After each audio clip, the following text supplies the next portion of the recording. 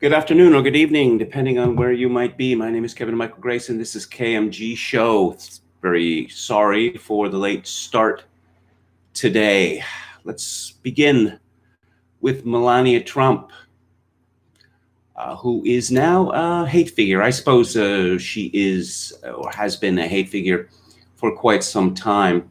Why is she a hate figure? Well, she's married to Donald Trump. That simple.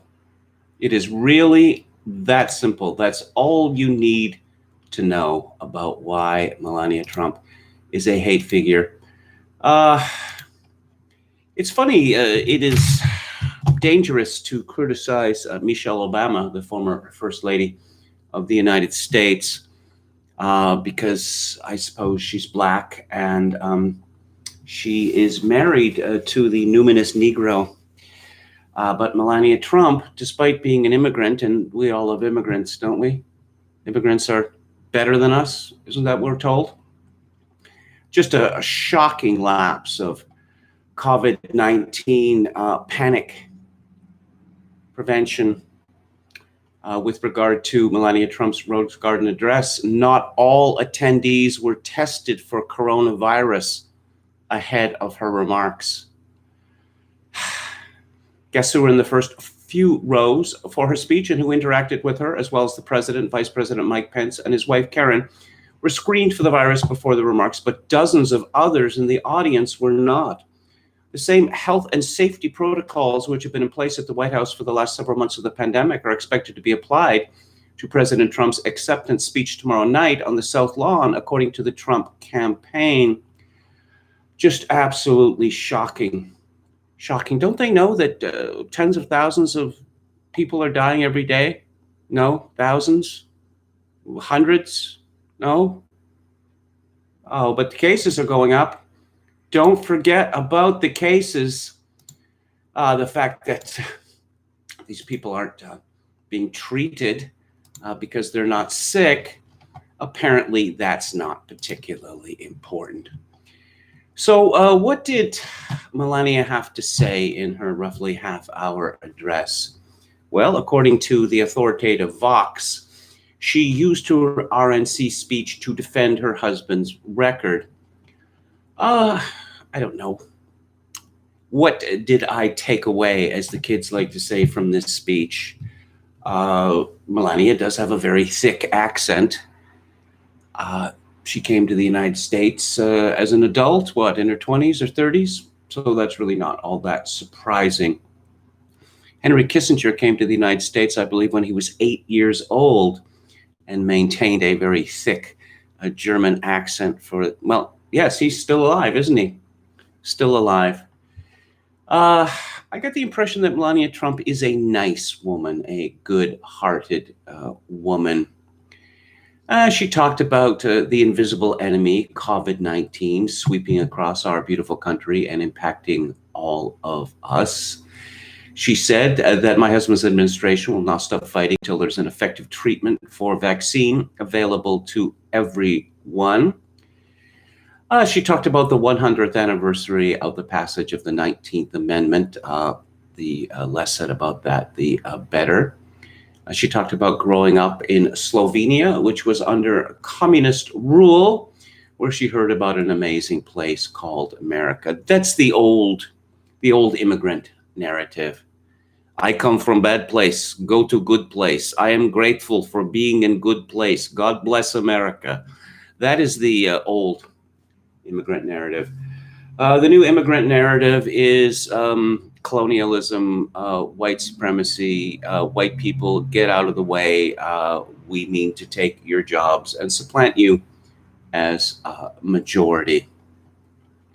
She talks a lot about the opioid epidemic, which is a hint that the Trump administration has a connection to the plight of the working class, unlike that of any other politician on either the Republican or Democratic side, because they just didn't care. It was the duty of these people to disappear, to get the hell out of the way and be replaced by vibrant foreigners. She talked about the dangers of social media, especially for young people, young women, and that is most apposite. She said that I have a special message for the mothers of this country. This modern world is moving so fast, and our children face challenges that seem to change every few months. Just like me, I know many of you know how manipulative social media can be, and just like me, I'm sure that many of you are looking for answers. How do you talk to your children about the downsides of technology and the relationships with their peers? To mothers and parents everywhere, you are warriors. In my husband, you have a president who will not stop fighting for you and your families. I don't know. It seemed to me to be pretty anodyne stuff. But the reaction was as if, oh, I don't know. She had been whipping up a crowd at a Nuremberg rally. I mean, seriously. Someone called Tomi T. Ahonen, who describes himself as author, consultant, motivational speaker, biggest social media slut in mobile, a mad vidiot, F1 fan, globe-trotting digital gypsy 007 wannabe, the T-Dog. He has 56.7K followers, so I'm assuming that this creep is a real person. He pretty much declared war on Melania Trump for reasons, I don't know. Perhaps he doesn't like good-looking women. That could be the reason. That's certainly the reason why so many women do not like Melania Trump. A lot of personal attacks on her. And it's funny how this works. You're not supposed to criticize women on social media because that is misogyny. And it's terrifying to women because apparently women need social media in order to survive. But if these women are on the right, well, then that immunity does not apply to them. Not at all. And in fact, they deserve all of the insults, particularly sexual insults, to imply that, I don't know, the First Lady of the United States is a prostitute or was a prostitute. Oh, here's one. Community chest. You won first place in the Miss Universe pageant. Collect a golden shower. Yeah, they're still pushing the Steele dossier. They're still pushing the Steele dossier. And he has, there's just dozens, perhaps a few hundreds of these attacking the president's wife, who seems, well, she's not a woman who's really put herself forward much, has she? Now, there are some who complain about this. I'm certainly not going to complain. No one elected Melania Trump or any other first lady to anyone. You will recall that when Michelle Obama was appointed or appointed herself to be the dictator of America's school lunches, there was curiously little criticism. Where's that in the Constitution? There was a lot of criticism from students because they typically threw away what they were provided. Let's see. After Melania's speech, Bette Midler said she still can't speak English. Author Tomi Ahonen called her a hooker and a tramp. Tomi T., a social media slut, responded, OMG, the honor to be attacked in the same tweet as Bette, 3 exclamation points, Bette Midler and John Cooper. Does this fellow play for the other side? Oh, yes, he describes Ryan Fournier as Republican representing Hitler Jugendstand. How about that? How about that? I see the fake Melania has been replaced with animatronic Melania. To me, she looked like a stripper at an NRA event.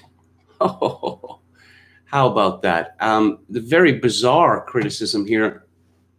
I knew that look was familiar. I could not immediately place it. Americans might not remember, but yes, she is copying Jovanka Braz Tito, the wife of Yugoslavia's dictator chairman, Tito. Topical reference there, Tommy T. Yeah, it just goes on. She's making the Warsaw Pact great again on U.S. soil. Is Ahonen a Finnish name? Is he still very upset about the neutrality imposed on Finland after the Second World War? What does this have to do with Melania Trump, I wonder? He tweeted, traditional Slovenian hooker proverb, nothing says American First Lady better than wearing World War II Soviet military sex worker uniform to the Rose Garden. And of course, Twitter rose up, particularly the strong women of Twitter, to denounce this fellow and demand that he be kicked off Twitter. No, actually, of course, that never happened. And Cardi B came forward. You know that this live stream is your source of the latest Cardi B and Megan Thee Stallion news.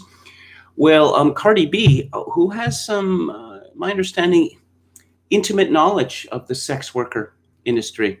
This is a woman who used to drug men and steal from them. So, of course, we want to go to her for advice. Yes, made a suggestion that she was a prostitute and plugged her song WAP or WAP.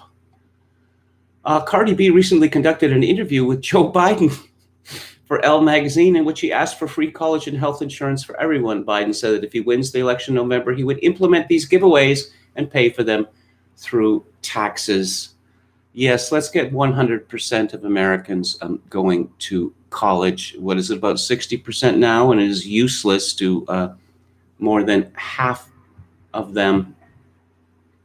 Melania Trump settled defamation lawsuits against the Daily Mail in 2017 after the tabloid ran a story speculating whether she worked as an escort before meeting President Trump. The First Lady also sued Maryland-based author Webster Tarpley for libeling her when he called her a prostitute. The lawsuit was also settled for an undisclosed sum.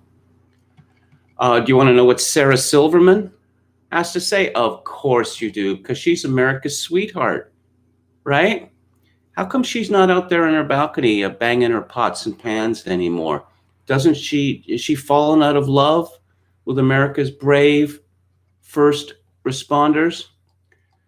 Bette Midler, why are they promoting this awful person, Melania? Was it in her contract? She says it feels like just yesterday they were at their first convention, maybe to you, Mel. For the rest of us, every day has been a horrible slog through the ninth circle of hell. Is it now, Bette Midler? You probably don't know this, but Midler has maintained a successful career as a Broadway performer. Bette Midler, I've never really liked her Friends of Dorothy song stylings, but I thought she was a quite talented comedic actress. But she is determined to make me hate her. She's not a very good-looking woman and never has been, and I wasn't going to hold that against her. But when I see women attack better-looking women clearly on the basis of envy, I feel that I have no choice.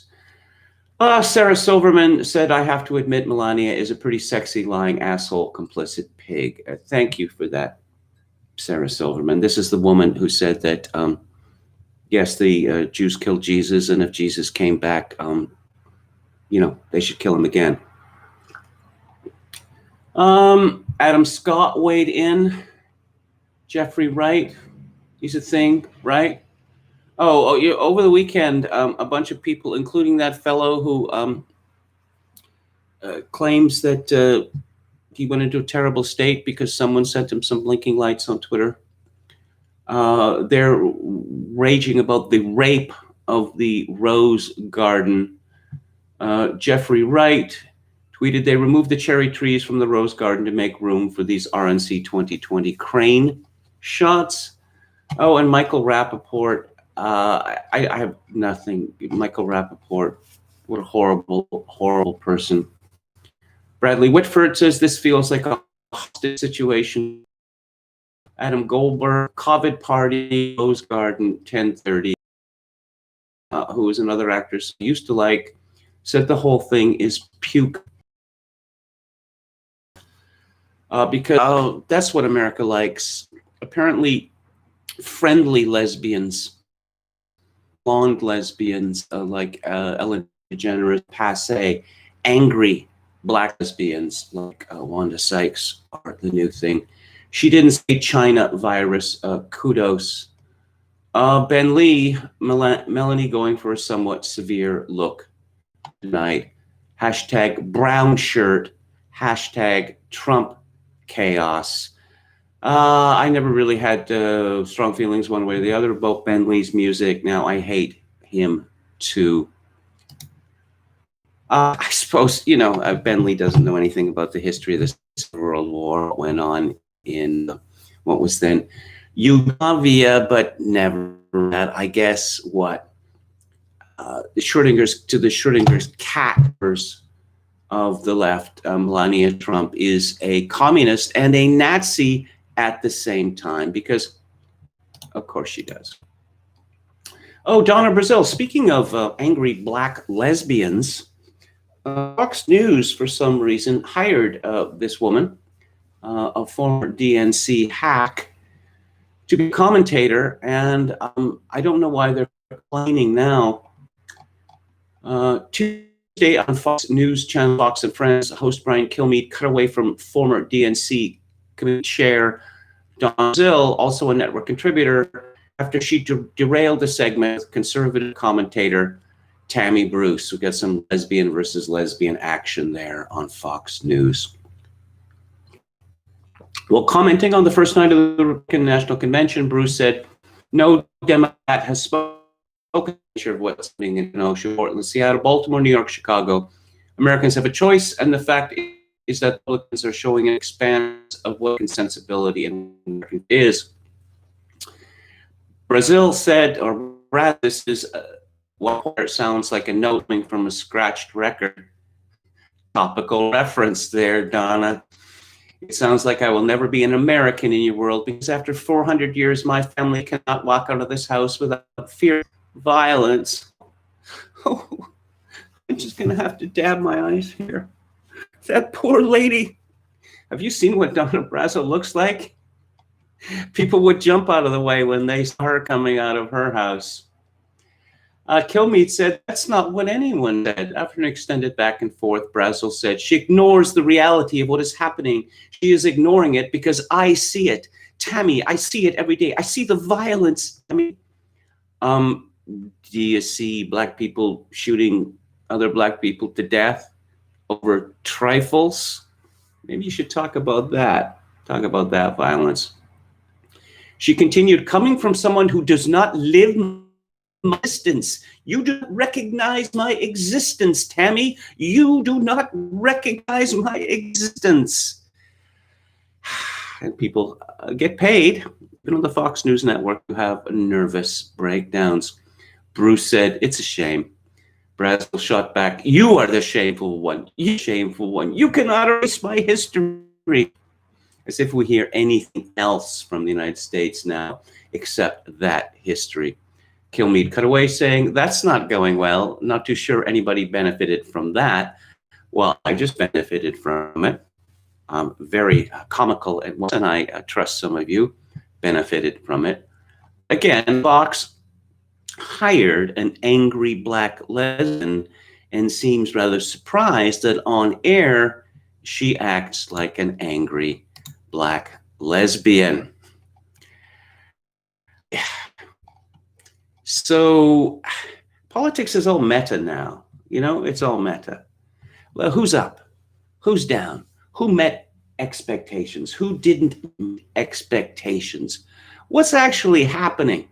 What bills are being passed? What executive orders are being sent out? Sort of thing. Journalists aren't interested in that sort of thing anymore. The fact that America's cities are being burned down, yeah, how does it affect the race? Of course, because it's not as if people have to live in these cities. This is from Pam Key at Breitbart. Tuesday on CNN network anchors Chris Cuomo and Don Lemon. What? I got to remind myself. Anderson Cooper is the gay robot. Shep Smith, who is no longer with the network, is the gay serial killer. And Don Lemon is simply the gay black moron. Don Lemon said a Democratic presidential nominee, Joe Biden, needed to address the rioting in Wisconsin after a video of Kenosha resident Jacob Blake being shot by police made its way onto the internet. Cuomo said, "You have COVID in Kenosha, Don, and what's happening in Wisconsin, it's a Rorschach test for where this country is, and I think it probably represents the biggest threat to the Democratic cause." Lemon responded, "You took the words right out of my mouth." Cuomo said, "That's because we're reading from the same teleprompter." Wow, you can't get much more meta than that. Just to explain, meta means discussing not the thing itself, but the discussion of the thing. That's what meta means. Lemon continued, "That's all you. This is where I come in. We'll get to that. But when you said it's too little too late, I don't know about that. I mean, we still have a lot of time left until Election Day. I do think that what you said was happening in Kenosha is a Rorschach test for the entire country. I think this is a blind spot for Democrats. I think Democrats are hoping this will go away, and it's not going to go away." He continued, "I think maybe Joe Biden may be afraid to do it. I'm not sure. Maybe he won't. Maybe he is. He's got to address it. He's got to come out and talk about it. He's got to do a speech like Barack Obama did about race. You know, the one where he threw his grandmother under the bus, that speech. He's got to come out and talk about it. He's got to come out and tell people what he's going to deal with the issue of police reform in this country, and what's happening now is happening under Donald Trump's watch." Oh, okay. Yes, because Donald Trump is in charge of policing in Portland, Oregon, for instance. When he is the president, Kamala Harris is the vice president, then they will take care of this problem. How does someone as genuinely stupid and uninformed as Don Lemon get to be a network anchor? I should rephrase that. I was talking the other day about some actresses have the ability to act smart even when they are not smart. Don Lemon is clearly stupid and ignorant, but he doesn't have the talent to disguise that. How did he end up on TV? Oh, he's black and he's homosexual. Okay, sorry I brought that up. Now I feel stupid and ignorant.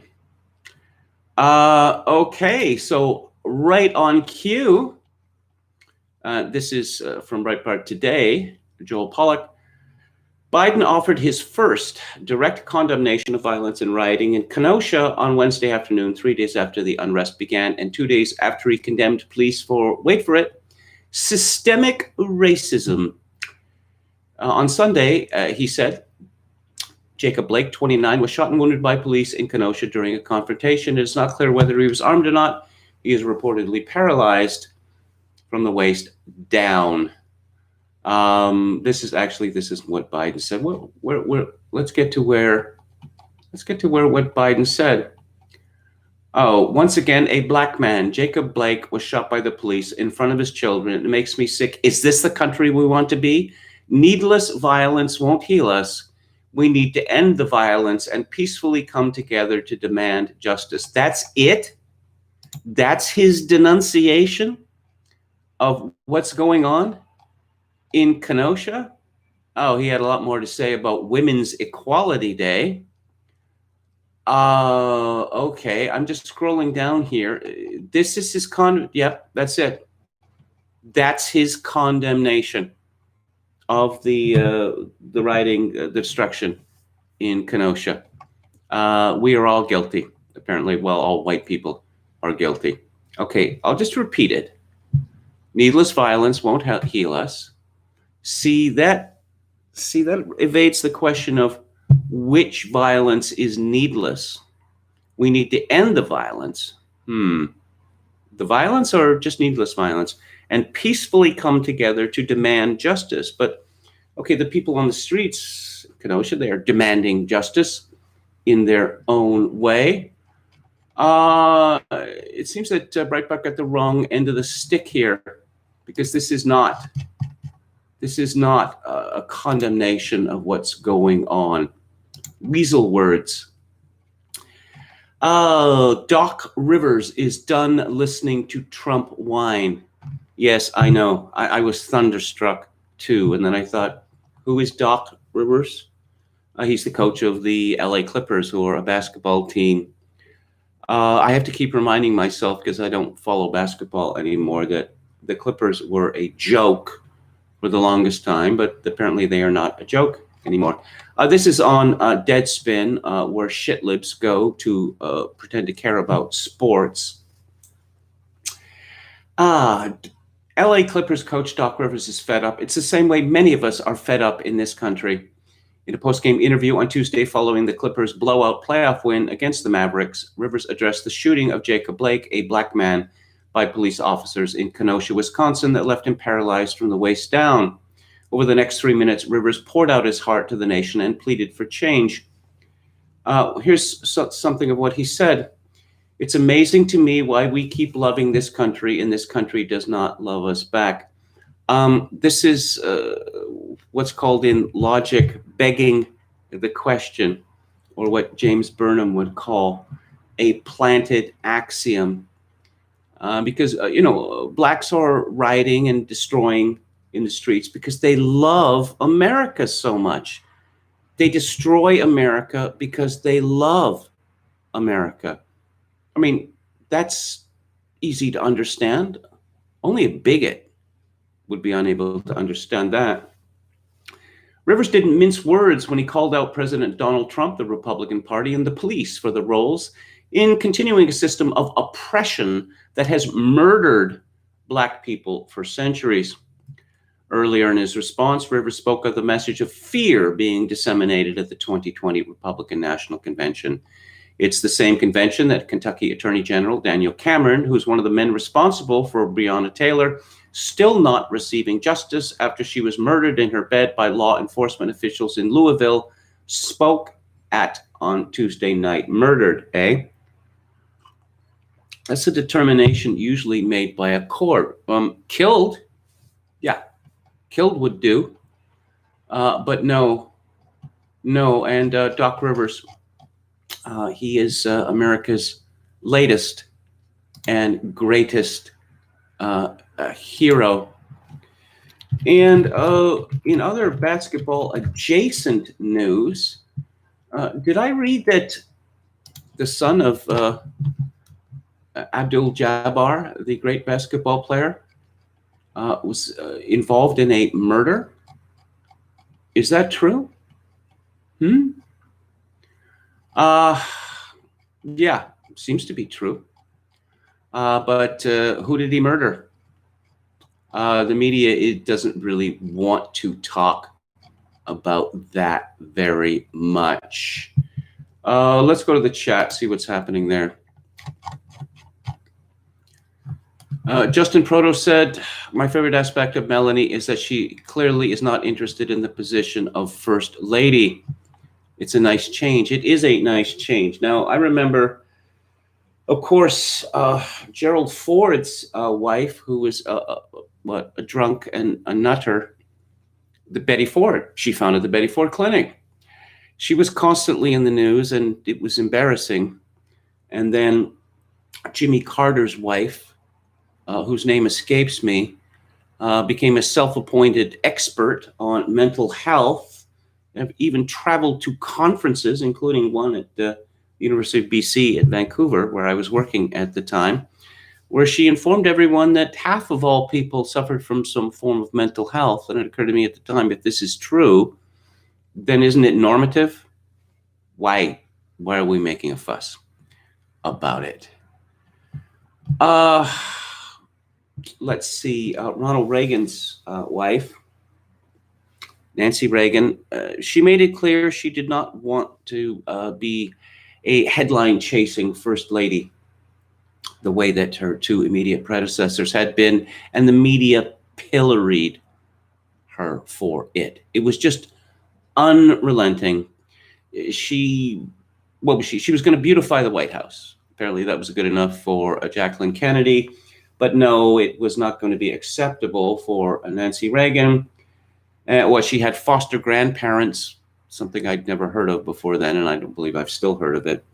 But then, of course, just say no to drugs. And of course, she was ruthlessly mocked for that.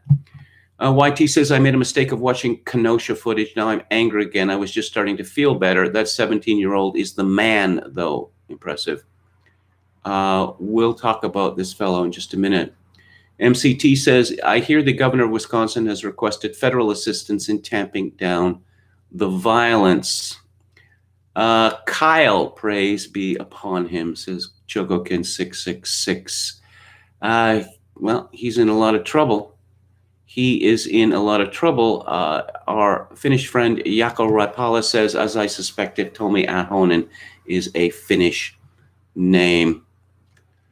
Dan Allison says, I love a first lady who doesn't think it's all about her. Yeah, so, you know, if I recall Michelle Obama's speech, it was all about how personally disappointed she was, how angry she was. Whereas Melania Trump talked about people in America who are not faring so well, which, you know, indicates that she does care about people other than herself, or at least she's able to fake it. I just saw that guy open fire before getting stomped. Is that the same guy? We have a lot of videos floating around here. Jaakko Raipala says, Finland's political class is extremely embarrassed of the pro-Soviet period when everyone was praising scientific socialism and mocking the stupid, deplorable common people who didn't believe it. YT, the jogger, was about to perform the signature move that we've been acquainted with in the past few months. Young Kyle was having none of that. Again, from Raipala, ever since the collapse of the USSR, we've had these people turbo-obsessed with adopting American pause to signal that Finland belongs to the Western community of values instead of the post-USSR space. The medic put his hands up, then pulled a pistol. Scoundrel. Let's see. If she publicly hated him, they would love her. Yes, I've noticed that the media, particularly the tabloid media, after every president leaves office, sometimes even when they're still in office, they run all of these stories about how the president is going to be divorced by his wife. Well, it hasn't happened yet. Okay. Mike F. says, Bette Midler once claimed she slept with JFK, but she was born in 45, so unlikely, but who knows? She grew up in Hawaii as well. She sang at this place called the Continental Baths in New York City, which was known for producing AIDS. I suppose it wasn't known at the time for producing AIDS, but she became a gay icon, the idol of the fag hags.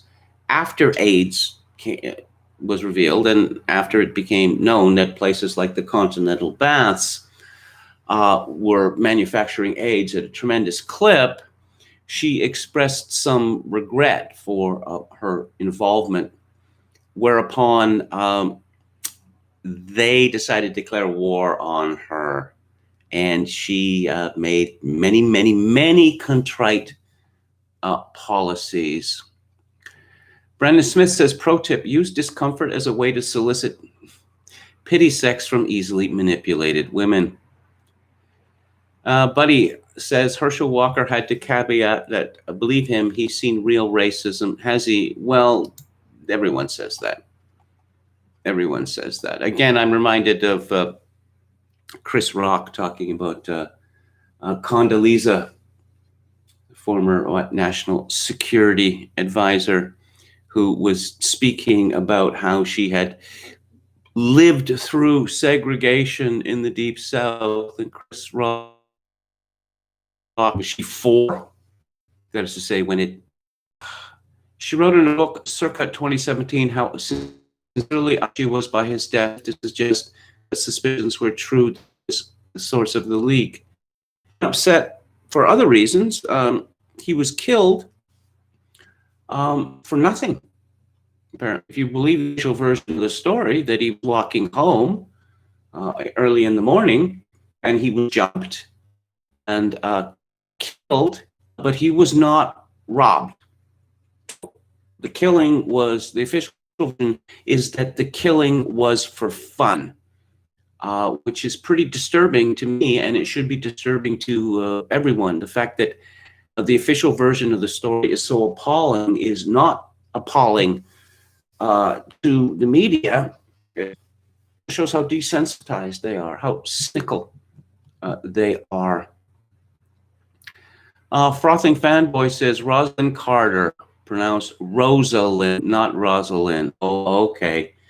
Yes, I've just been through being instructed how to properly pronounce Harris's name, and also being instructed that if I do not pronounce it correctly, I'm a racist. Well, it's quite the dilemma. She's always going to be Kamala to me. And I'm not saying Kamala or whatever the hell it is. Same way, you know, Barack Obama rhymes with Alabama. Okay. No, I can't. I'm going to have to go back to this briefly to talk about David Frum. What David Frum had to say. He is, of course, one of the leading Never Trumpers. And in this little shit, I don't think there's any other to describe it.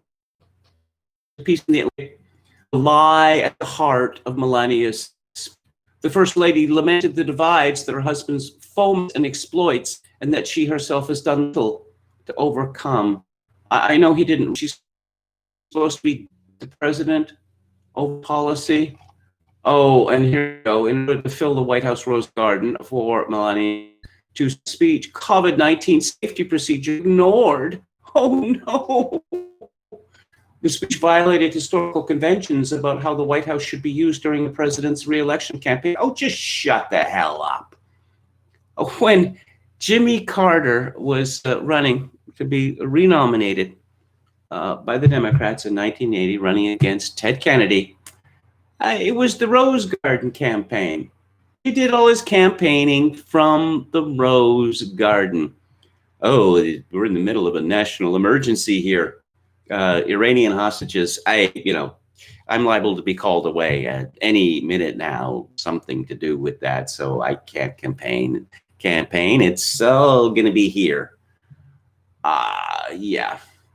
If, as seems overwhelmingly likely, government resources were used in any way to produce the event, the speech violated laws as well. Okay. Do we really want to apply this to every president, to every government official? Do we really want to apply, say, to Andrew Cuomo or Gretchen Whitmer or any of these people?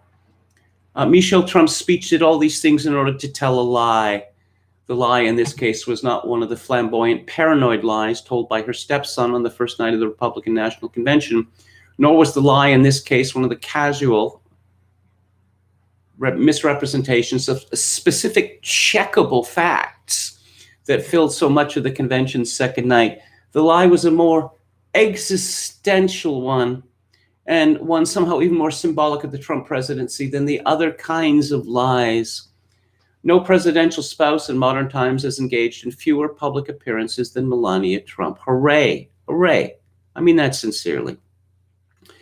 That's her prerogative, of course. There's no job description for the First Lady or a future First Gentleman. There's virtually nothing a First Lady or First Gentleman. Yeah, okay, we get it. We get it, David Frum. You are such a feminist. If the spouse of the president wishes to make few public appearances or do little for public causes and focus almost exclusively on her personal and private concerns, that is, of course, an option. Oh, and apparently she's profligate. Oh, so very profligate. Let's get into the gutter here with David Poisonous Shit Frum. When Donald Trump was elected president, Melania Trump at first refused to move to Washington with him at all. The purpose of the delay, Mary Jordan reported in her book about Melania Trump, was to leverage a more advantageous prenuptial deal out of Trump. Once the money was secured, Melania Trump relocated. But if the delay was indeed about a renegotiation, the process came at incredible expense to taxpayers. Perhaps we should expose David Frum's private life to some scrutiny. I have to say I was rather taken aback when David Frum leapt to the defense of that creep who owns Comet Ping Pong, a pizza parlor in Washington, D.C. We saw his Instagram comments, the sexualization of small children, even babies. James Alefantis, kitty lover. And David Frum let the world know that he made a point of dining there deliberately and took one of his children. Very strange. Very, very strange. Because I've explained in previous podcasts, this is not a child-friendly place, Comet Ping Pong. Not child-friendly at all. But no, the enemy of my enemy, etc., etc. I guess David Frum used to be a very big deal in the conservative movement. And perhaps he realized that the conservative movement is meaningless, useless, etc. But now, of course, he's a very big deal in the ever-Trump movement, which, this group, this rump group of bitter men and women, mostly failed political operatives. Okay, let's move on. Option in America, and I was alerted today to a Twitter account called @Lo-Fi Republican, and this fellow had some very good things to say, and I'm going to read you some of them. So, what do the rioters and the effete locals they're terrorizing have in common? The trauma of broken families, the despair of extreme atomization, the indignity of inescapable corporate junk culture. Shit's bad all around. That's why Black Lives Matter is breaking shit, and we let them. People don't have the kind of social ties that they die for anymore, and it shows. In fact, I'd even argue that's partially what these demonstrators are subconsciously railing against. They're just making their communities look like how they feel, broken. For all the American bombast about civilian gun ownership, it's become clear that excessive firearm stockpiling is actually quite useless without the kind of community organization that inspires cause. Maybe it really is a penis coat. There are thousands of conservative fighting age males in Kenosha and its surrounding area that could easily band together to protect local homes and businesses, but there are zero communal systems in place that facilitate their doing that. Most don't even know their neighbors or cousins. Know how conservatives entertain the notion that, in the event of a major state oppression, they'd be able to rely on ample firearm ownership to protect themselves and their own? These riots are a trial run, which proves how extremely lofty that notion is. Being torched is ugly commercial real estate peddling service that nobody really needs. That's what our culture is now.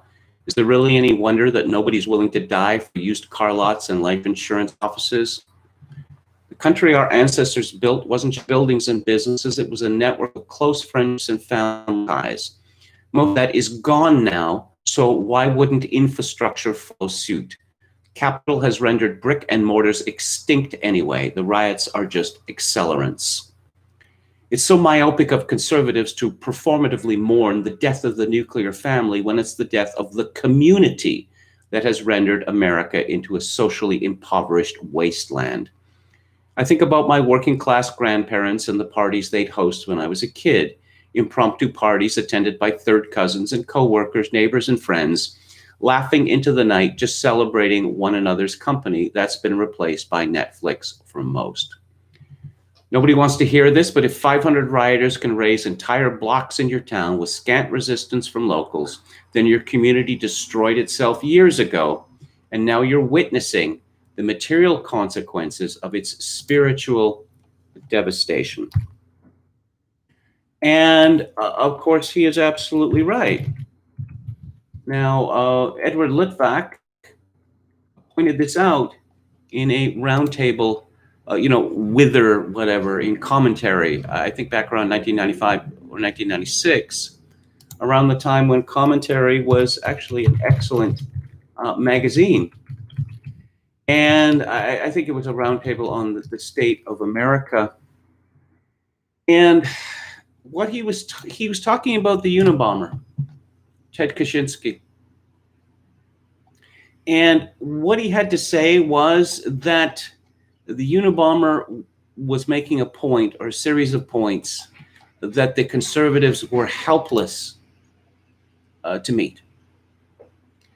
That the capitalism that is worshipped by the soi-disant conservatives, that is to say, the worship of mammon, the worship of mobility, the worship of choice, that all this is inimical to community.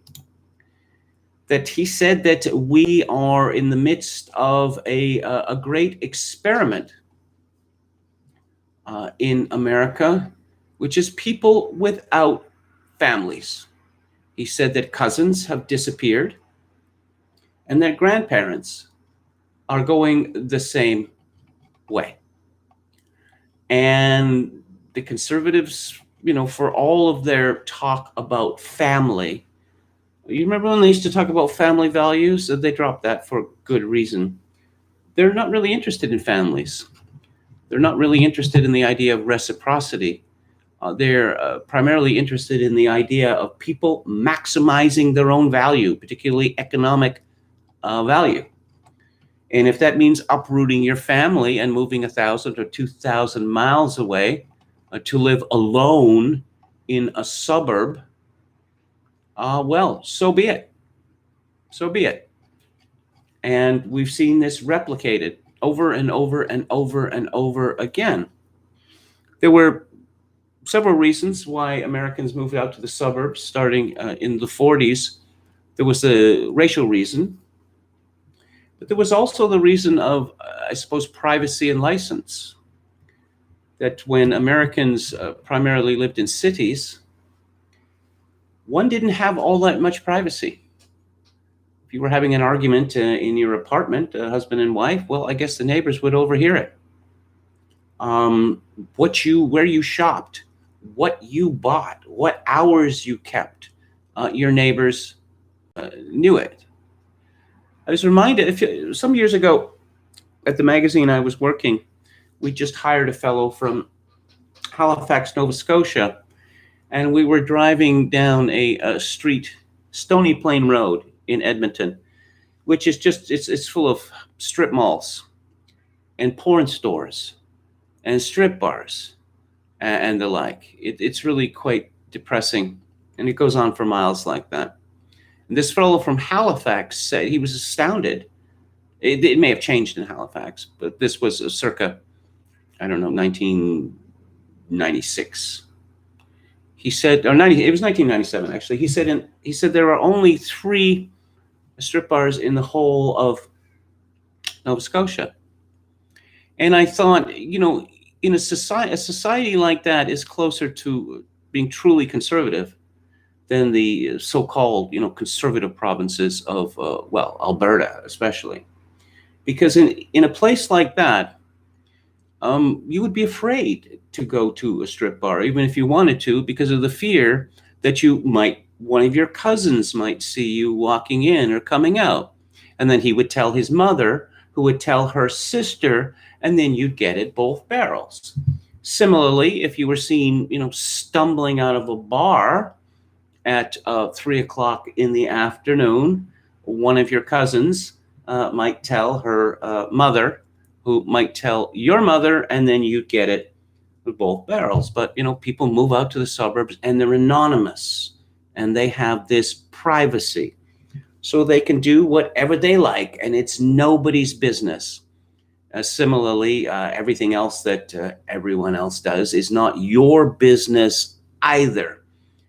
So when these places go to rack and ruin, well, who's going to protect them? The police? The police have no particular investment in these places. I mean, people expect the police, they expect authority to take powers which rightfully belong to them. This is conservatism in the United States. It's an absolute sham, that you cannot worship money, you cannot worship choice and still claim to care about a community. It can't be done. Anyway, let's talk about the latest thing that has happened in Kenosha, Wisconsin, that there was, let's say, a reaction, a deadly reaction, and a 17-year-old has been arrested for killing someone who was armed, actually. And of course, there are all these dueling videos, and we're expected to believe that this was unprovoked murder. Here's the Independent. 17-year-old arrested for murder in fleeing state after Kenosha shootings that left 2 dead. Kyle Rittenhouse of Antioch, Illinois, faces charges of first-degree intentional homicide. A 17-year-old Illinois resident. I should point out, and it's been pointed out to me, that Antioch, Illinois is just over the border. It is a half an hour drive. So it's not as if this fellow came from a great distance to interfere in other people's business. I suspect, it's like Kentucky and Cincinnati, right? I suspect a great many people from Antioch, Illinois, and towns similarly just across the border consider Kenosha to be, their downtown. He was labeled a fugitive of justice, according to Lake County, Illinois clerk of court's public records first obtained by the Daily Dot. The Antioch Police Department confirmed that Rittenhouse voluntarily surrendered himself to the department on Wednesday morning after an arrest warrant was filed. Rittenhouse has been assigned a public defender and is expected to appear in court on Friday. In a video posted by a reporter for the Daily Caller, Rittenhouse was interviewed prior to the late Tuesday evening shooting and was asked what his purpose was at the protest. He said, so people are getting injured and our job is to protect this business, and part of my job is also to help people.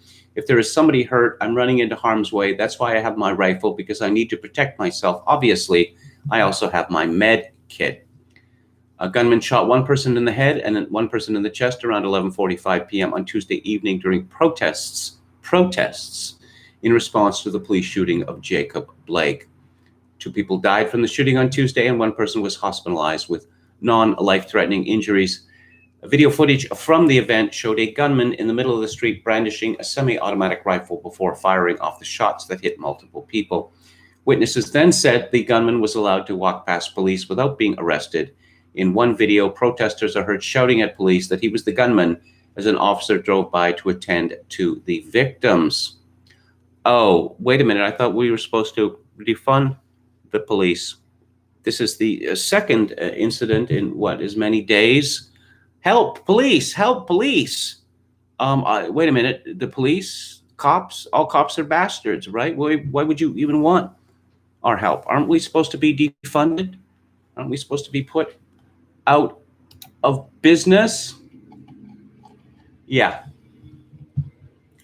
And I guess we're going to have battles of rival narratives about this. Let's see. Happened to find his handgun. He pulled it out when he went to attack the guy with a rifle, who then shot him in self-defense, it appears. See these pics and video. This is from Nick Short. And a comment, yeah, of course, he is what they used to call them militia men. Now they're just neo-Nazis, I suppose. Yes, and here's a picture of the fellow with his pistol in his hand. He was one of those that was shot. He was not unarmed. Yeah. Remember the story of the couple in St. Louis who came out of their house, both armed, one with a rifle, one with a pistol, and the mob, screaming, enraged mob, had they were trespassing on private property, and they'd smashed a gate to enter the private property. They were howling for blood, and so the couple comes out in order to defend themselves, and they get arrested. Now, the governor of Missouri intervened, but if you can't even go out on your property to defend your property from a howling mob, which has trespassed on your property, what are the chances of self-defense in America? Because overwhelmingly, the authorities, the judicial authorities, they're not going to be on your side. They're going to be on the side of the mob. And prosecutors are going to be looking to make an example of you, to crucify you. And then all of the Twitter-adjacent media can all laugh. They can all have a big laugh about you becoming a rape toy in prison. So Talcum X, Sean King, this is from Breitbart.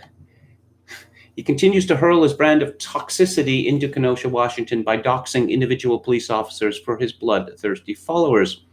He tweeted, "To the Kenosha Police Department, if you do not name the officer who brutally shot Jacob Blake on Sunday, we will simply begin naming officers from your department who may or may not be him. Fuck it. Your protection of his identity is unethical. What's his name?" Later on in the thread, King names and shares a photo of at least one Kenosha officer, wondering whether he is one of the cops seen in the video of the Blake shooting. Yeah, according to some reports, after 3 nights of rioting at the hands of the left-wing terrorists aligned with Black Lives Matter and Antifa, half of downtown Kenosha is already lost, burned, looted, razed. This little city of 100,000 is decimated. That is not what decimated means. I'm sorry to spurg out on this. The clue is in the word deci. 1/10, reduced by 1/10. I've seen, of course, one can't go a day without seeing this error being made.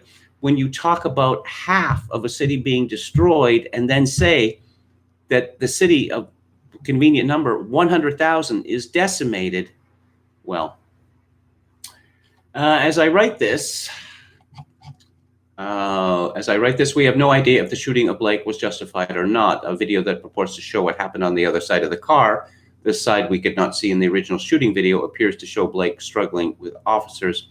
We still don't know if Blake was reaching for a weapon when he was shot or if the officer feared he was. When the rioting first broke out in Kenosha Sunday night, King tweeted that he refused to call for peace in Kenosha. Mayhem is the consequence. You earned it.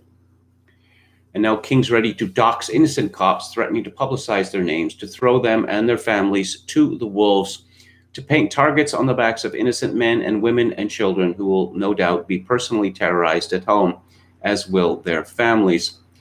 Nevertheless, Twitter allows King to not only do this, but to call for violence against the Christian church, which he did just days before a dozen or so churches around the country were desecrated and vandalized. Yes, I think the statues of the white European they claim is Jesus should also come down, tear them down. So what to do? I suppose people could do nothing.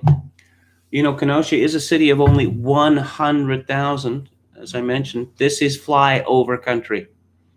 I've read reports that 150 people from outside Kenosha showed up in order to plan and direct the violence. 150 people is not a large number of people, but I don't know, the National Guard wasn't there. And is the National Guard really going to risk their own skins? You may have seen the pictures in Minneapolis from a month or two ago, where we had a female member of the National Guard who was weeping. She was weeping in terror, and we saw mascara running down her face. And I thought, who wears mascara into battle? And that was my first thought. My second thought was, why are women allowed in the National Guard? Alan Bokhari says that ending the Cultural Revolution must be a GOP priority. Yeah, I would say so, but Trump is leading from the front here. The rest of the GOP is not particularly interested in this at all. Trump is always ahead of the curve, Bokhari says, calling for a boycott of tire manufacturer Goodyear for instructing its employees that the slogans "Make America Great Again" and "Blue Lives Matter" and political materials are unacceptable among its employees, while Black Lives Matter and LGBT pride are acceptable. Under fire from Trump, Goodyear lamely argued that there's a difference between political activity and racial injustice and other equity issues. Mao's Red Guards probably didn't think their values were political either. A major step in Republicans shedding their 1980s laissez-faire orthodoxies, yes, must be a serious effort to define what corporate political activities actually are and impose strict restrictions on them. If corporations are allowed to continue sending billions of dollars to social justice campaigns, the Cultural Revolution will continue. Republicans must target not just corporate donations to parties, PACs, and political candidates, but also impose regulations on the ever-broadening field of corporate social responsibility, the banner under which most corporate wokeness operates. Democrats were once the party that opposed corporate dominance in politics. Republicans must seize that mantle. Yes, I think he's absolutely correct about this. Hang on here. Oh yes, this is an excellent story. Black Lives Matter. Again from Breitbart, and you may criticize my over-reliance on this, but of course these are stories that the rest of the media should be covering, but aren't. Someone called Chuck Modi, that's what he calls himself on Twitter. Oh, he's a justice journalist. Appears to be a middle-aged man, sports writer for, wait for it, Deadspin, formerly New York Daily News. Kaepernick is still a free agent. Collusion is still a crime. DC/NYC native. Oh, but his heart is in Ferguson. What a twerp. What an absolute twerp. So a bunch of creeps decided to ruin the breakfast or brunch of people consuming it in Washington, D.C., not just any parts of Washington, D.C.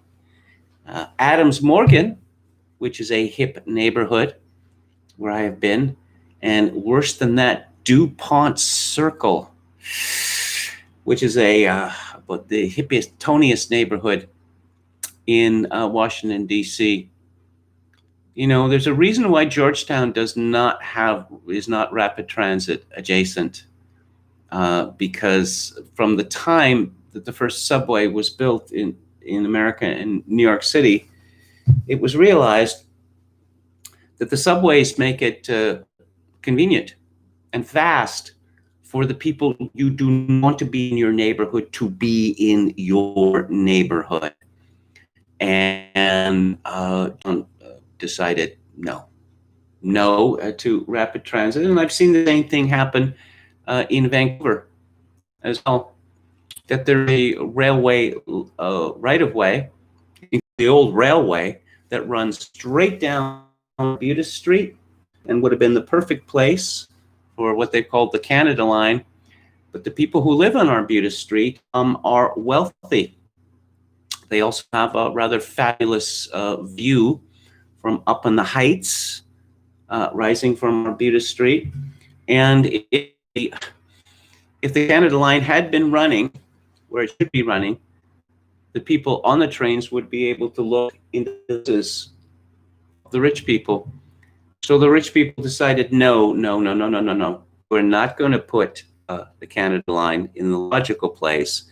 And it was decided to move it about a mile east of the street where much poor people lived. Anyway, so a bunch of creeps, a bunch of people eat their brunch screaming about Black Lives Matters, demanding that everyone raise a fist for Black power.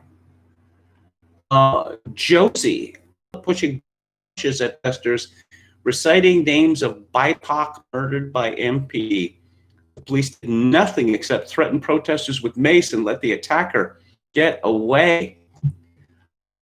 An angry white man got into my friend Chuck Mody's face, snatched his phone out of his hand. Where a bunch of maniacs come up to them, come right into their face and start screaming about how they must grovel before Black Lives Matter. And the anger, Chuck Mody, again, most people in restaurant clap for protesters after being facts. Always one or two really angry white people. Chuck Mody is, of course, is a white. This was not from protesters, but from supportive people at restaurants. Building solidarity has been more common than angry racism. I was talking about self-defense. Is it possible the threat of violence to be screaming at them from a bullhorn? You remember that Black Matter, which the Soros AstroTurf operation, after that fellow killed 5 police officers in Dallas, it disappeared. Well, then Fenton fell and Floyd gets limited in almost as if it was a conspiracy. It was planned that the next plan by the police, we're going to roll this out. We've got it all planned. We're going to roll. I'm leaning towards that. But no, everyone's got to be on board with Black Lives Matter, and everyone is matter. It's there, basketball court. It's everywhere. It's going to be looking young, blonde, just a big smile on her face. She is just there to enjoy her shopping, and why not? Let's go back to the chat. Okay. Bob Paxton says, hey, Talcum X, give us the name of the person who bricked the cop. Okay. Harmeet K. Dells from Tweety Bird put a pretty based tweet at Sean King, teaching him a lesson in defamation at court. What he says, poor Kenosha town. DeBrea says late suburbs are more dangerous than the city. Isolated property is more vulnerable to violent crimes. Police response too late. Zilch. Well, yeah, I suppose the suburbs soon are they're going to go into South American or South African mode, with people forced to spend a small fortune for protective measures, bars, alarms, cameras, private police forces. Chicago is already South Africa's crime rate. Well, that is truly impressive. William, the Kenosha protesters are from Wisconsin. Walrus Libertarian says they don't mind Antifa coming from all over going to Portland. Yeah, well, people move to the suburbs. And one of the reasons, of course, is that since the cities became fashionable again, that, oh, we have more space and we actually have a house and we still pay less money. If you're going to have to, spend a fortune on security measures, then the advantage of living in the suburbs is going to disappear. I mean, obviously, it's easier to build some kind of solidarity in an apartment building than it is in a, suburban street where, it seems the rule is I don't know my neighbors and I don't want to know my neighbors. Jules Roy says day drinking is wrong. Well, a lot of people think that it is. And again, I was pointing out the advantages to a system of self-policing, that it's good to know that other people are interested in your well-being. You could say that they are busybodies, but a busybody is someone who is interested, certainly in what you do for whatever purpose. I mean, that's one of the problems that's one of the great problems of the way we live now, is this feeling that nobody cares, that we could disappear. We could disappear and no one would even notice. David Frum has had the worst takes for 20 years, says Goose. It's amazing he has a career. I just remember something that he wrote, I think it was the Wall Street Journal, and this was back in the 1980s, that Reagan had made an arms deal with Saudi Arabia. And Frum said that the Republicans will never triumph, they'll never become the majority party so long as they continue to do things like this. And I thought, yeah, this just is how much in touch David Frum is with the average voter, as if they give a toss about their government selling arms to, to anybody. De Berea says, I see Texas hitting an all-time high in 2022 with Trump at the helm. If Democrats hold on to the House without Trump, America will become the mother of the third world 2021. I don't know about taxes hitting an all-time high. Perhaps state taxes will hit an all-time high, but you don't get to deduct those anymore from your federal income tax bill, right? So you might see a lot of these Democratic states being further depopulated. Accept the new use of decimate, Kevin, says David Wright. Not going to do it. Not going to do it. Visionary companion, Blake had a knife in the car and told the police that he had it. Well, apparently they have audio. They have microphones, right? No cameras, but microphones on the cops. Chogokin 666, did I ever in a million years think I'd use the phrase race traitor unironically? Someone said, we don't respond to Talcum X until his 23andMe is released, said David Wright. Well, it would have to be done by a third party, wouldn't it? YT says, did y'all see the video where a black woman screams at white couple in restaurant for not wearing a mask, white privilege? The guy then puts a mask on. A white guy at a nearby table holds his fist. I've never seen two men lose their human and male dignity in one sitting. YT says it's also tiresome. It is also tiresome, but as I will point out, the white pill is that voting is still secret. That they can bully you into saying you support Black Lives Matter. They can bully you into a raised fist, whatever. For the time being, they can't bully you into voting for Joe Biden and the Democratic ticket. Chogokin 666, KMG has got to get a wired connection. I do have a wired connection. I did that. I did that last week. I have done all I can do. But it's better than it was. I mean, it has to be. It couldn't be any worse.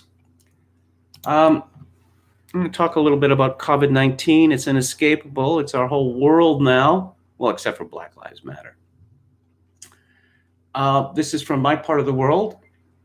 British Columbia marks third straight month with more than 170 overdose deaths. third straight month with over 170 overdose deaths. Why isn't that the number one story? In British Columbia, in Canada. Why isn't it? I'm not, this isn't even a question that's raised in Columbia, in Canada. Why isn't it? I'm not, this isn't even a question that's raised. Okay. So over overdoses in British Columbia, and you can say, okay, well, there's 5.1 million people in British Columbia. I've cited names. How many people have died, or how many deaths have been to COVID-19 in the province of British Columbia since it began early in the year? 203. And masks everywhere. Now, this is nothing to do with keeping people alive. What it has to do with is appeasing hysterical women and allowing medical experts and their political tools to seize dictatorial power. That's what it is.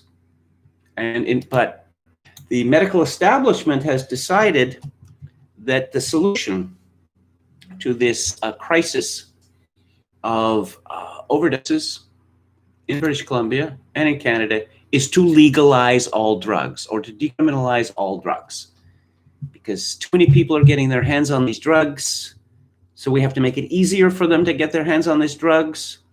Oh, no. You see, these people are being driven underground. Driven underground? What on earth are you talking about? Driven underground? Do the police care about this? The police do not about this at. I mean, I mentioned this before, but when I was living in Victoria, there would be a liquor store attached to a neighborhood pub that was literally 2 blocks from where I lived.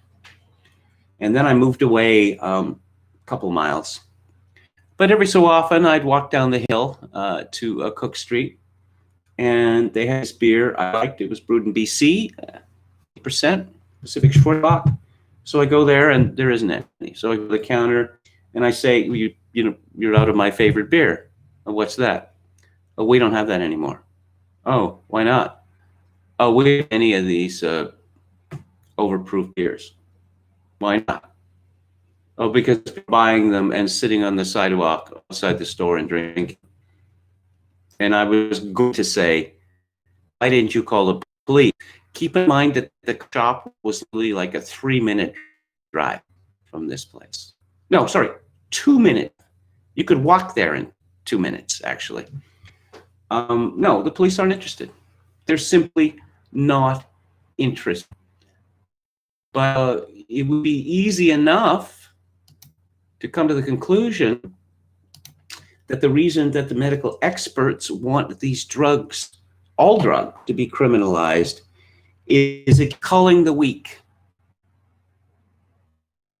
The old people, we got a euthanasia house, which will make it easier, much illegal for people who are nowhere actual death to be killed, murdered by doctors. Culling the weak. It saves resources. There's no question about that. But is that the highest priority medical profession now?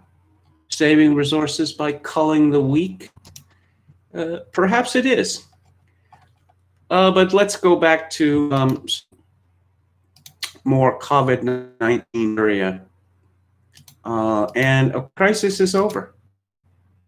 The crisis is over, but the crisis can never, because of the way rules have been changed, reporting causes. And because Trump hasn't been defeated, let's see what happens if Biden president. I suppose the numbers will continue to explode right up until Inauguration Day, when they will just collapse. Actually, the numbers of deaths have collapsed already, but that doesn't seem to make any difference.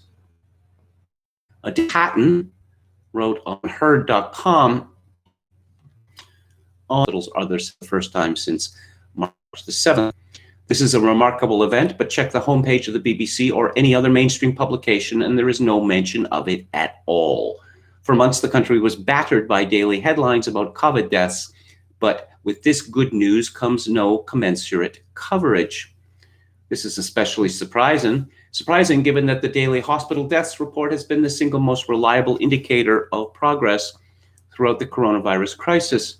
From early April, I started tweeting daily updates on English hospital deaths by actual date of death as provided by NHS England. As deaths can take some time to be reported, this number does not usually reach something close to its final total until 5 years later. This message meant that as early as April 10th, we could identify that deaths had probably already peaked 2 days earlier. On April 15th, the chief medical officer told the daily press conference that deaths were still increasing despite the fact that the date of death data told us unambiguously that we had passed the peak of death a week earlier. They're all in together. The approved medical experts, the media, and the politicians. The old normal is over, and the new normal is a solitary, poor, nasty, brutish, and short, except for the 1% and our leaders. They'll continue to do all right. Toby Young at Lockdown Skeptics, yet another bloody U-turn. Boris Johnson often sings the praises of the first-class education he received at Eton and Oxford, but the most valuable lesson he ever received was when he was taught to drive. After all, that's where he learned how to do a U-turn. The Prime Minister has now performed so many reverse ferrets, he's in danger of swallowing his own tail. Yesterday brought news of his latest pirouette on face masks in school. Since he returned from his camping holiday in Scotland, Boris has been on a mission to persuade parents it's safe to send their kids back to school. The risk of contracting COVID-19 in school is very small, and it is far more damaging for a child's development and their health and well-being to be away from school any longer, he said on one Sunday. But now he's changed his mind, apparently influenced by Nicola Sturgeon's decision to make face coverings mandatory in all Scottish secondary schools. Henceforth, kids age 11 and older will have to wear masks in local lockdown areas. Not so safe then. Talk about mixed messages. Yeah, I'm looking. Have you ever seen that movie, Lindsay Anderson, called If? Yeah, well, maybe this is the sort of thing that we need in schools now. Let's be clear. The risk posed to children by COVID-19 is vanishing to zero. As Deputy Chief Medical Officer Dr. Jenny Harries said Monday, kids are more likely to be killed in a road traffic accident than die of coronavirus, and that may be overstating it. To date, only 2 children between the ages of 5 and 14 have succumbed to the virus. Yes, he describes 2020 as the year evidence-based medicine died. I would say more than that has died. That it's clear that we not only live in a post-liberal society, we now live in a post-rational society. Magical thinking is back. Magical thinking is back in a big way. He quotes Rod Little of the London Sun on the proms row. All those ghastly people waving their Union Jack, singing Land of Hope and Glory, and Rule Britannia, nasty little Englanders who probably voted for Brexit. It's the one night of the year when the BBC's left-wing bias is dropped for an hour or two, and the license payer for once gets what they want. An evening of enjoyable, uplifting patriotism. The BBC holds Middle England in utter contempt and has done so for a long while. It cannot tolerate anything which doesn't fit into its woke agenda, and it's why support for the BBC diminishes daily.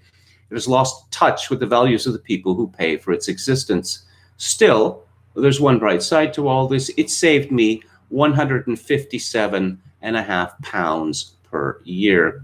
I will not pay the license fee anymore, not ever again. Why should I pay for an organization which hates and despises everything I believe in?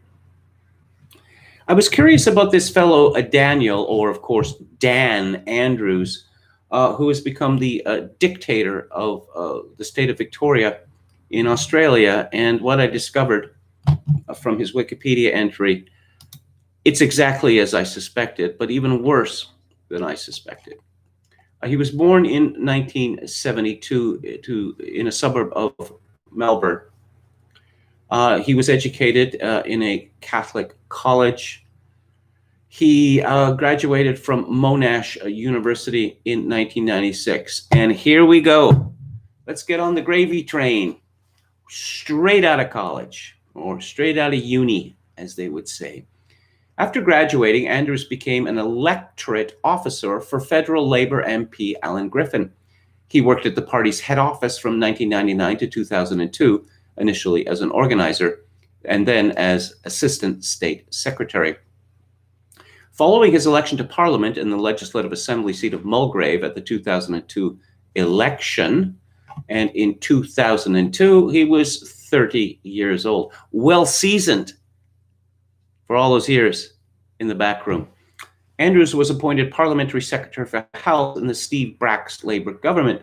Following the 2006 election, Andrews was appointed to the cabinet, becoming Minister for Gaming, Minister for Consumer Affairs, and Minister assisting the Premier on multicultural affairs.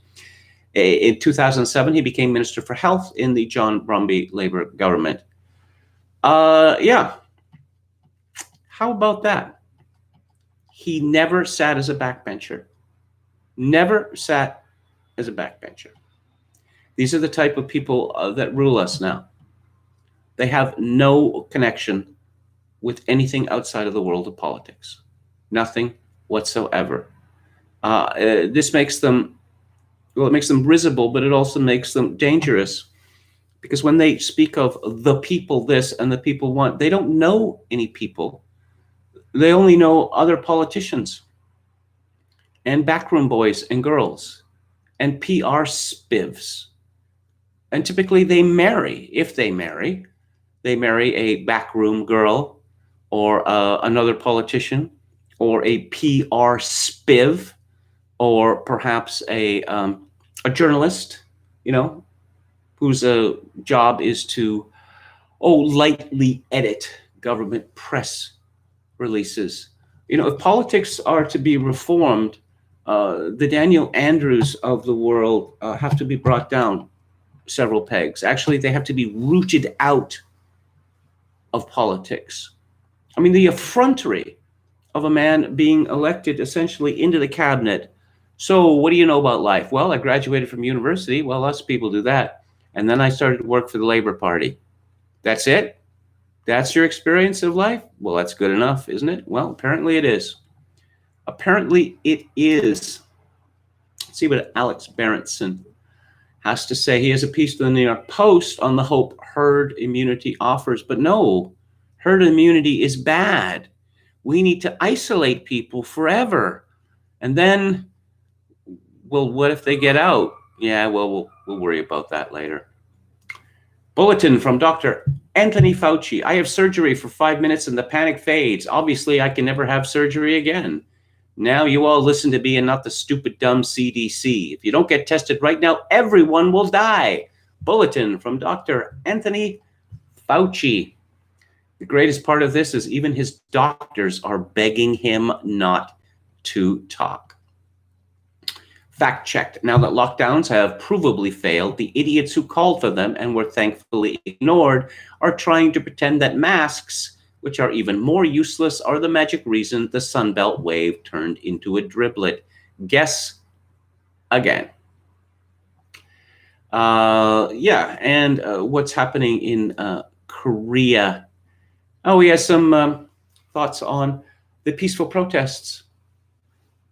These are not riots. They're something worse and more dangerous. They are an infection in the body politic. I cannot help thinking of Germany in the early 30s when the fascists and the communists fought in the streets until one side vanquished the other. Yeah, but there's only one side fighting in the streets. You know, Kyle Rittenhouse is a lone wolf. You not only had the Nazis and the communists in the streets, all the parties had their private armies, even the Centrum, which was the conservative Catholic Party. They had their own private army too. Oh, he has some. Oh, I won't drink today and I won't get the virus today. Alcoholics Anonymous prepared me for the pandemic, says Molly Jong Fast, who is the daughter of the, what was her name? Erica Jong, inventor of the notorious zipless fuck, whatever that means. She was a big deal in the 1970s. And now, yes, her Molly Jong Fast, who is a very close friend of Bill Kristol, interestingly enough. I wonder what the connection might be. And he's published her on the Bulwark, which is supposedly conservative, you know. But in Korea, apparently the virus is going again, and they found out in Korea that you've got to build up the herd immunity. If you're going to isolate people, well, eventually they're not going to be isolated anymore. And then guess what happens? You're going to have these cases. The fact that these cases don't really mean anything because almost none of them are being treated. Well, let's just ignore that. So let's talk about Al Sharpton. I remember Al Sharpton from the very beginning, when he dressed in shell suits. I'm reading about Jimmy Savile. That's what they call them there. Well, they call them here track suits in North America. And he was fat, and he had a fro. And he looked like a rapper with these enormous gold chains around his neck with some sort of medallion. I'm thinking that it was a Mercedes symbol, but I'm surely I have that wrong. Leo Leibovitz writes in the tablet, this past weekend, the Jewish Council for Public Affairs, an umbrella group uniting 125 local Jewish communities and 17 national Jewish organizations, sent an email to its followers proudly announcing that it has signed on as a partner in the virtual March on Washington this week, an event organized by Al Sharpton. The virtual March on Washington. Okay. Because last week also marked the 29th anniversary of the Crown Heights riots, it's worth it to stop and recall that among his many distinctions, MSNBC pundit and an advisor who reportedly regularly speaks to Democratic presidential Joe Biden, collector of innumerable sateen suits, Al Sharpton is also currently America's only living pogrom leader. It's not just that he regularly speaks to Joe Biden. All the Democratic candidates in each election cycle must make a pilgrimage to him. I'm not making this up. But let's go back 29 years. After a car driven by a Hasidic Jew accidentally swerved and struck a young African-American boy, killing him, hundreds of the neighborhood's black residents rioted in the streets, chanting death to the Jews, as well as looting stores, attacking anyone who was visibly Jewish, and ripping mezuzot off of door posts. Sharpton was quick to arrive on the scene, leading a march in which participants burned an Israeli flag, and called to kill all Jews. At the young boy's funeral a few days later, Sharpton delivered, stating that the Jewish residents of the neighborhood practiced apartheid and were there only to further the Jewish global grip of power. He ended ominously by shouting, "Pay your deeds." This one Jew had already paid the ultimate price for Sharpton's anti-Semitic bloodletting. He never did. Why then is this unrepentant hater being supported by a major Jewish organization? Why, barely a year after a spree in which visibly observant Jews were violently attacked in record numbers, are Jewish organizations sidling up to kiss Sharpton's ring? One that might be inclined to rail against the JCPA, it didn't understand that it's a meaningless umbrella organization for local Jewish community relations councils, many of whom routinely ignore it. So where's the real power here? Who actually cashiered Sharpton enough to send the signal to other lesser organizations that it was okay to lend him their name and for credibility they still be able to pretend that they have? Unbelievably, it was the ADL. If you're not particularly invested in the annals of organized Jewish life, you may still remember the Anti-Defamation League as a sterling organization a staunch and serious bulwark that once inspiringly saw the fight against anti-Semitism as expanding its mission to defend and protect other parties. No longer. As soon as he took over the organization in 2015, John Green, aid, committed himself and his considerable resources hard and often thankless job of documenting and, when needed, standing up to prejudice, the far truer and more glamorous pursuit of amplifying the lines of sophisticated, educated, affluent people whose circumstances couldn't be more different than those of the actual Jews being physically attacked in their far less glamorous neighborhoods like Pretend Matter. To clear an example, a key reason good, honest people used to trust the ADL was the commitment to painstakingly tracking the number of anti-Semitic attacks in America, considered our most reliable barometer. In 2018, however, the ADL came out flubbing its reporting in a major way, feeding the perception, and amplified by the mainstream media, that anti-Semitism in America was sharpened as a direct result of Donald Trump's election. When in 2017, first admitted it wasn't armed attacks, but rather reported attacks weaker.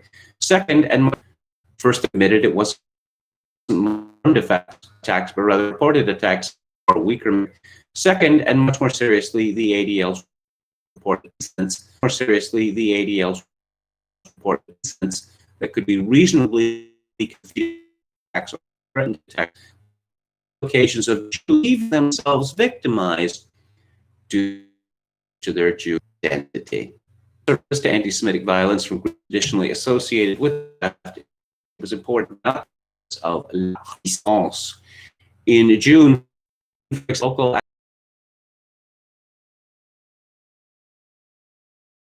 calling on Facebook to censor pro-Trump political ads.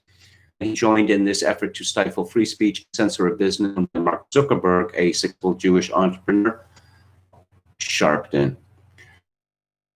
This article doesn't go into what happened at Freddy's Fashion Mart in New York City, and he only gave half of the details about Sharpton's activity. And of course, he doesn't go into one of the great hopes of the 20th century. But you can find all this stuff on Wikipedia. Just look up these Freddy's Fashion Mart, and Al is a man who actually led to honest pogroms in New York, and he is the man that all can go down on one knee and kiss his. It's really quite sectional balance when intersectionality is those and Jews. Now, the elite Jews, the left-wing Jews, are continuing to push alphabet people and Black or C or BIPOC narrative. They don't seem to realize that they are sliding down the intersectional totem pole really quite quickly. And if this notion of Jewish privilege ever goes off the ground, because it was an attempt to put that is going to be pretty serious. One would think that self-preservation be foremost in their minds, but no, virtue signaling foremost in their minds. Let's talk about Disney building a gay child. This is from USA Today. Bisexual character Luz on animated The Owl House is a Disney TV series rarity, especially from Lynn Elber of the Associated Press. There's a helpful video here explaining 11 alphabet people terms every good ally should know. 11. LGBTQ is an acronym for some people are exploring their social orientation and gender identity. Use Q for questioning. Queer describes sexual and gender identities other than straight and cisgender. That doesn't mean anything. Lesbian, gay, bisexual, and transgender people may all identify with queer. That gender identity, one's concept of self, male, female, neither or both. A person's gender identity may not align with their sex at birth. It's not the same as their sexual orientation. Cisgender, a person whose gender identity aligns with the sex they were assigned at birth. Transgender, whose gender identity differs from the sex they were assigned at birth. Pansexual, a person who can be attracted to others regardless of their gender. Asexual, a person who, pansexual means more than that. It means more than that. It means universal. Asexual is a person who doesn't experience sexual attraction, although they may. Non-binary, someone who doesn't identify exclusively as male. Non-binary may identify being both male and female, somewhere in between, or completely outside these categories. Gender fluid, doesn't that mean the same thing? Person who does not identify with the symbol heteronormativity. Boo! When you meet someone, do you automatically assume they're straight? Yeah, because most of them are. You might get the impression that these people, the alphabet people, are like 60% of the population, at least 50. As far as homosexuals, it's 1 in 65. 1 in 65. So why do they lead us all around by the nose? Again, I'm sensing a conspiracy here, and that quite seriously. Intersectionality, the understanding of how a person's overlapping identities, including race, class, ethnicity, religion, sexual orientation, and disability status, impact the way they experience oppression and discrimination. Well, thank you, USA Today. But continuing, the creator of Disney Channel's The Owl House is lauding the company for featuring an alphabet person teenager on the animated series. Representation matters, tweeted Dana Terrace, who is also an executive producer for the series. Always fight to make what you want to see. Is that what kids want to see? They want to see Dominican, bisexual, juvenile delinquents who aspire to become witches. Is that what children want to see? Really? The 14-year-old character, Luz Nocida, is reportedly the first bisexual character on a Disney TV series. California, the age of consent still remains 18, and there is not a single state in the United States where the age of consent is below the age of 16.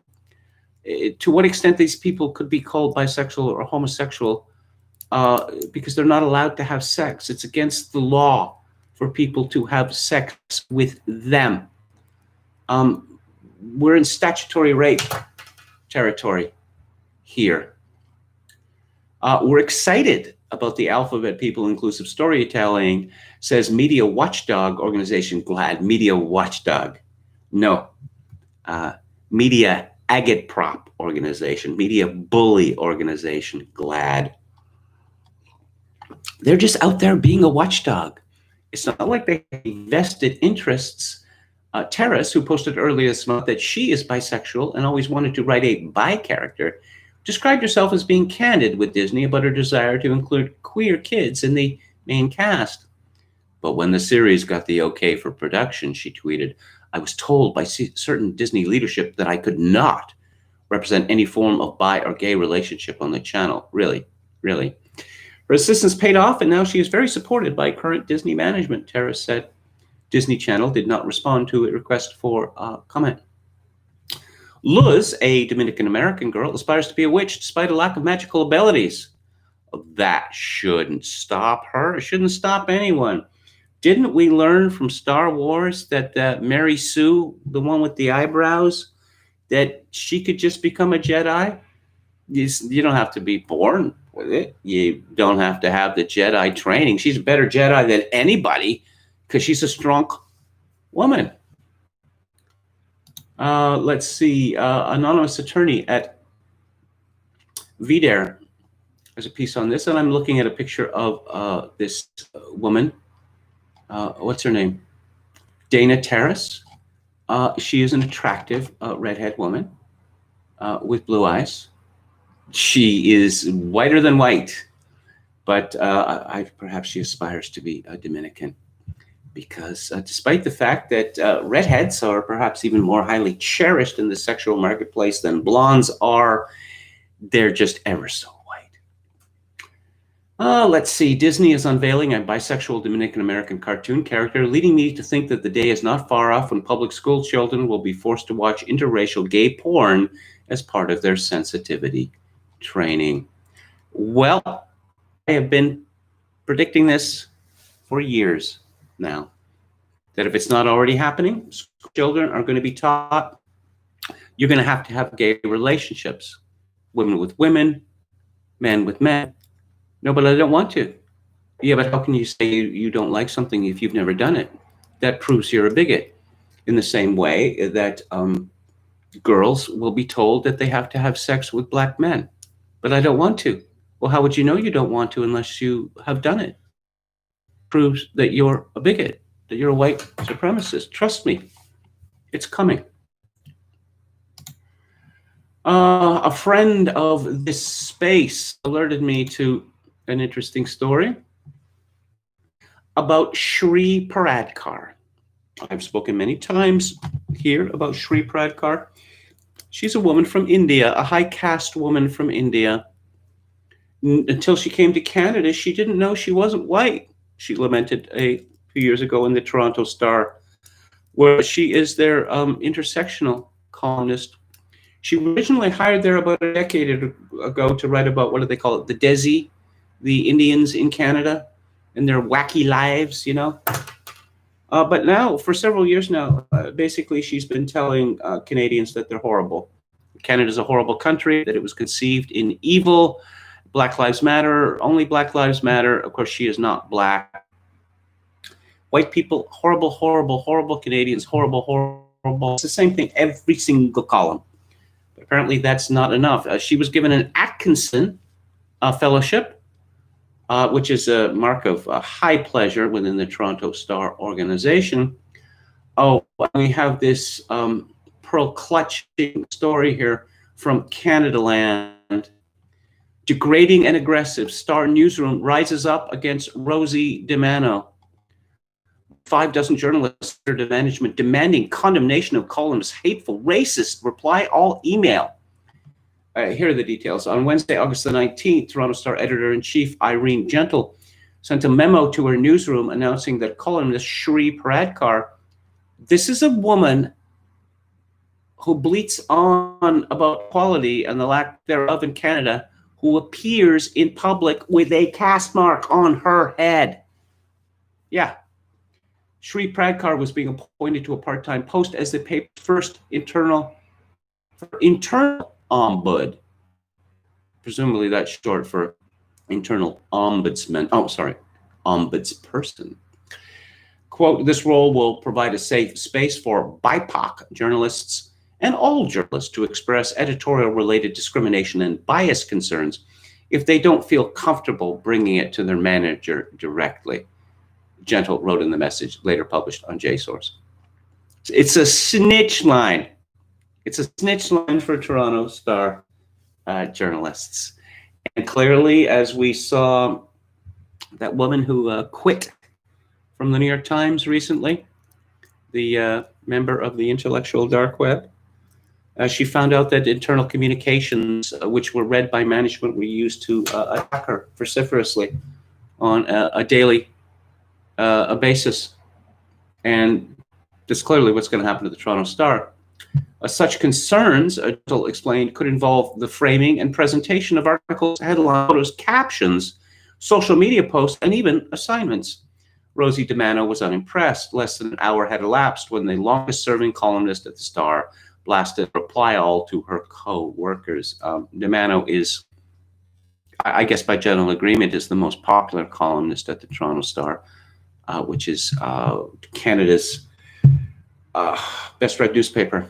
She's been the most popular columnist for a long time. She said in her email, this is a fucking abomination, and I will not submit to yet another level of interference in an insanely over-micromanaged newsroom. Yeah. Scott DeVoe tweeted, when is someone going to leak? Oh, and I can't go to Scott DeVoe's site. He won't let me, or he's gone private. Okay. Yeah, he leaked this.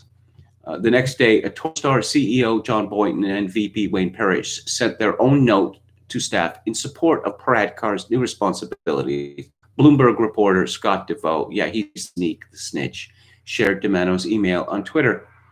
But as far as the newsroom could tell, the A-section fixture had escaped official rebuke. And so, fed up with what they viewed as a pattern of conduct, 62 of her colleagues signed a letter to Star Management describing DiManno's email as an unacceptable denigration of the concerns and experiences of BIPOC newspaper members, and an example of the kind of racism, institutional and otherwise, that prompted the need for Paradkar's position. I am really enjoying this. I'm really enjoying this. I've never liked Rosie DiManno much as a columnist. You know, it's, oh, I'm the voice of the working class. I'm so working class. Common sense. That's my policy. But I really have to admire her here. And I can imagine that working at the Toronto Star has become a hellish experience in recent years for people who are not zombies. DiManno has been degrading and aggressive to members of multiple departments and has never faced repercussions that we have seen. Zombies. DiManno has been degrading and aggressive to members of multiple departments and has never faced repercussions that we have seen given their continuous occurrence. The bullying happens over the phone, in direct emails, and out in the open. Our managers have not acted. We are all aware of the pervasive abuse these teams have been subjected to. We feel this impunity reflects a larger culture at this newsroom. I thought we were all in favor of strong women. Isn't that what journalism needs? More strong women? Nah, what it needs is more black people. That's simple. That's what it needs is more black people. Black people are 1 in 33 Canadians, but I don't think we're going to have much objection to the overrepresentation of black people in Canadian newsrooms and on Canadian television. There's certainly no objection to the shocking overrepresentation of blacks in Canadian television commercials, where one would get the impression that blacks were, I don't know, like 30% of the population instead of 3.5%, and that whites constituted, 30% of the population instead of close to 70%. But never mind that. Yes, and this person who wrote this article, apparently DiManno has said some controversial things. Yeah, she's a straight talker. Yeah, and okay. Jonathan Goldsby, DiManno leads column with joke about the N-word. Black sports journalist calls it distasteful. She responds, "You don't own words." That's true. That's true. He doesn't own words. Trying to get over this, but I can't. I wonder if DiManno's words were an innuendo direct LGBT community, what the outcome would be. Oh, no, this is the saddest thing. If you insulted a black person, if you insulted an alphabet person, you wouldn't be able to get away with it. God. Just the pathetic intersectionality. Just these people are just, I've suffered more than you. No, I've suffered more than you. No, I've suffered more than you. And someone pointed out that, oh, yeah, this is hilarious. This is supposed to make me think. This is a clincher. This is the QED. That I've got to hate Rosie DiManno and support Shree Paradkar. A journalist at the Star since 1975 and a columnist since 1989, DiManno is perhaps the sole Canadian newspaper writer to have been derided on separate occasions by Gawker for the worst lead of all time, Jezebel for outing a sex worker, and Deadspin for chalking up an underwhelming ice dancing score to an elaborate US-Russia conspiracy. Okay. So three of the outstanding shitlib publications have attacked Rosie DiManno directly. I love Rosie DiManno now. I mean, with enemies like that, she's got to be good. But, you know, In other words, if you think the Canadian media is bad now, oh, nothing yet. Yeah, forever. And let's say she's liberal friendly. Okay. Anathema to social test O'Toole's leadership. Despite his Christian name, is in fact a man. Clear that Joyce loves abortion, marriage, and yep, he's going to march in a pride parade.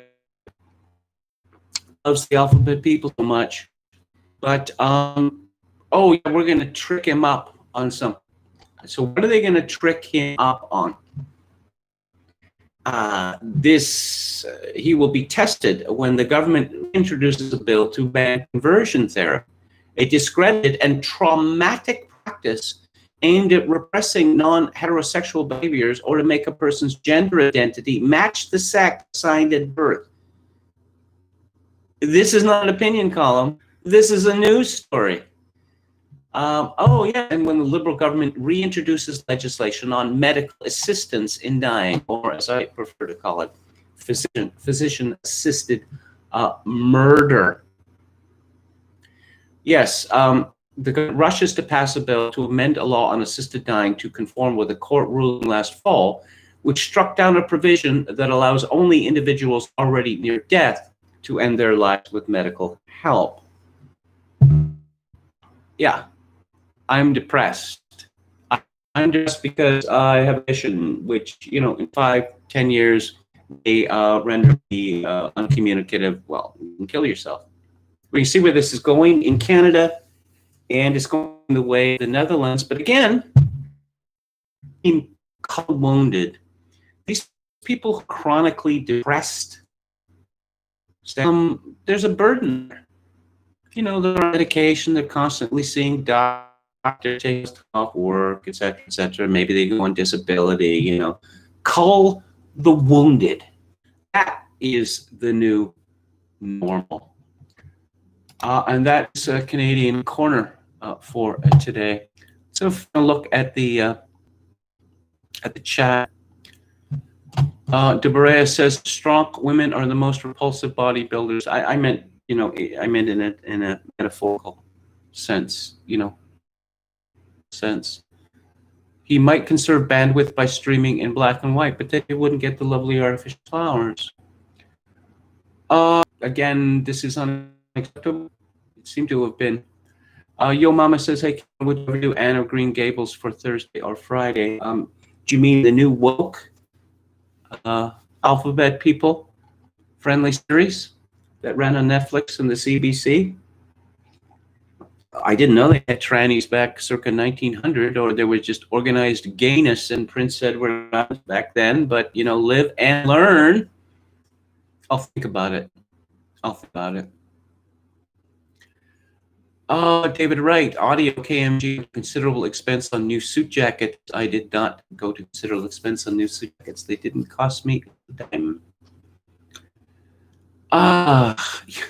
They added 8 more letters. Well, yeah, that's why I had a joke. What was it? LGBTQ, AEIOU, and sometimes Y. I suppose it might have been a little recondite because I suppose people don't remember when they were instructed on the vowels in the alphabet. I don't know whether that's still current. So then I just decided to go with alphabet people because Q. Why was Q there?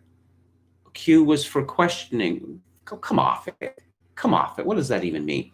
Then it was changed to queer, but queer doesn't mean anything. I mean, I gave you the semi-official definition from USA Today. It means the same thing as gay or homosexual. As far as I can tell, queer means gay, but angrier and nastier. That's as far as I can tell what it means. Let's see. The fellow with the foreign characters, the Greek characters, I don't know, says there has never been a time more gay than now. It is truly outdoing itself. Yeah. DB Cooper says, my uncle met Sharpton once. He said he's surprisingly nice. I think he's just happy to be recognized. Well, it was difficult to recognize him after he upgraded his wardrobe and lost all that weight, started combing his hair back instead of growing it out. Tobias says, imagine Will Smith getting arrested for not wearing a mask after robbing a bank. LO. The German Liberal Party had a private army too, says Emmett Kelly's Earth. Yeah, everyone had one. Of course, only the left are allowed to have private armies now, because that's what Antifa and Black Lives Matter are. What Gavin McInnes came up with this kind of social club, the Proud Boys, and immediately they were the brown shirts. It's absolutely preposterous, you know. And someone tried to beat up a bunch of them, and they prevailed, and they're the ones imprisoned.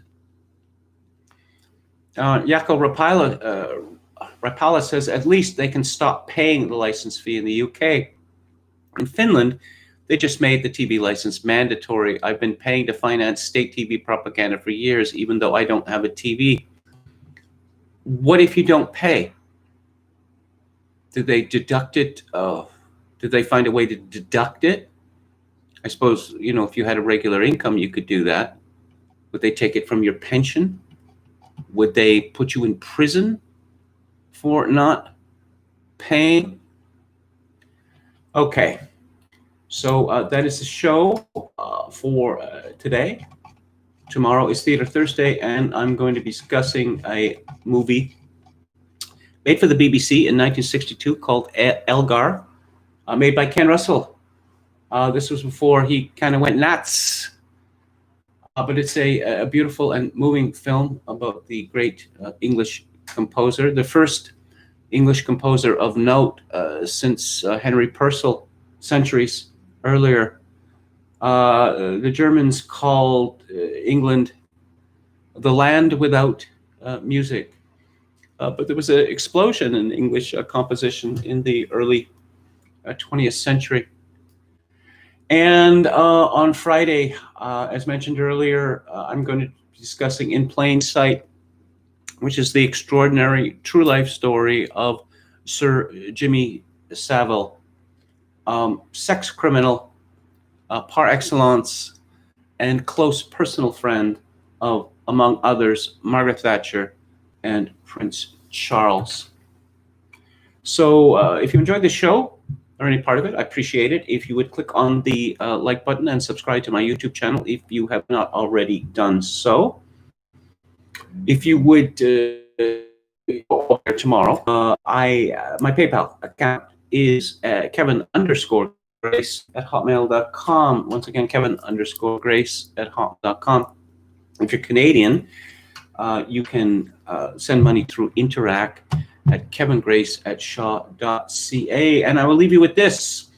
In these days of social atomization and civilizational collapse, sincerely wish that you must and viewers manage to forge some kind of genuine human connection in order to ease the burden. Good night.